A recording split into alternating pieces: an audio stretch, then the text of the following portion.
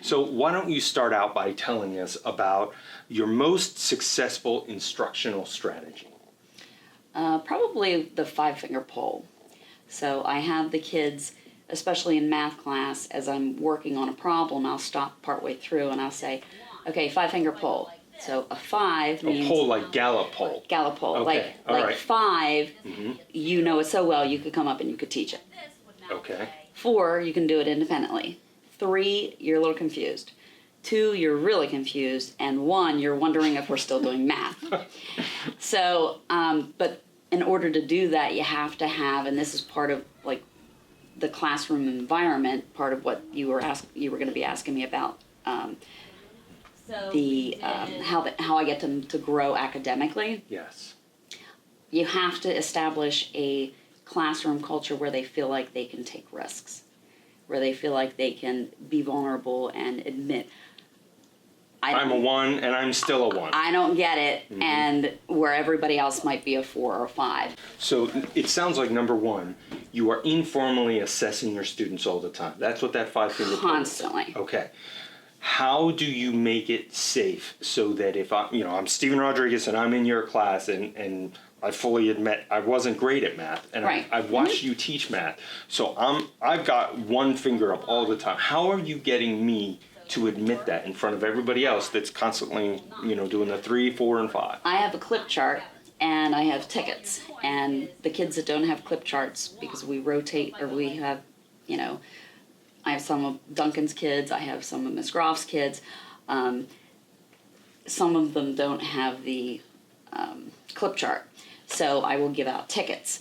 So if a student, especially in the beginning of the year, to encourage them to be risks. honest and take a risk, I will give out tickets.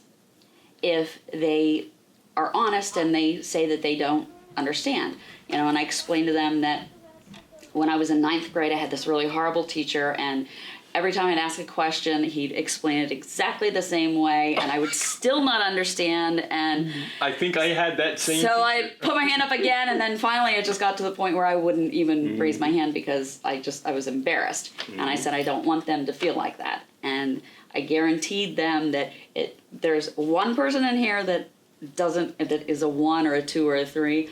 There's got to be at least 2 or 3 other kids that are too chicken to do it, to raise their hand. So I think establishing a culture of, where they feel safe, admitting that they're confused about something is huge. I mean, that is probably the biggest thing. So what would you identify as your keys to success in helping students to grow academically? So it sounds like you're informally assessing them all the time. So now that you've created that environment where, Steven Rodriguez, who's not good at math, will tell you so, what are some of those strategies that you use to help me to get it? I go back, when I do the 5-finger pole, if a kid is at a 3, I make them tell me where they started to get lost.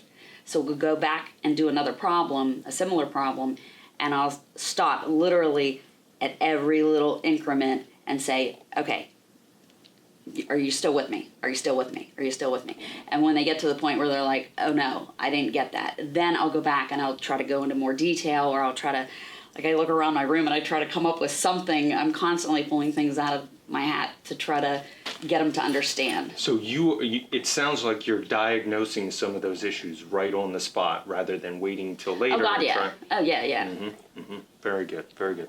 So tell me about your reflective strategies. Let's assume that maybe a lesson didn't go well, or something's going on with a particular student.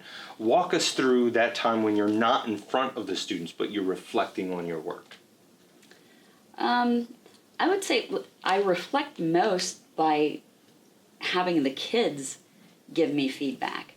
I'll have them do surveys, and I'll have them, if there was a particular lesson where kids were, like, some of the kids got it, but some of the kids didn't get it, I'll say, what made it click?